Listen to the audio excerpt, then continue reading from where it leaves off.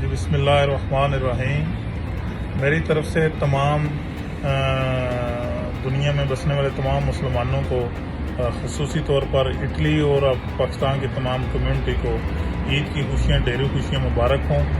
और इस कुर्बानी की ईद के मौके पर मेरा ये पैगाम है कि तमाम मुसलमान अपने अना की कुर्बानी देकर अपने जितने भी हमसे दोस्त और बहन भाई नाराज़ हैं उनको हमें राज़ी करना चाहिए। और जितने भी ख़ुसूसी तौर पर गुरबा हैं और अपने नज़दीक जितने मस्कीन लोग हैं उनका ख्याल रखना चाहिए।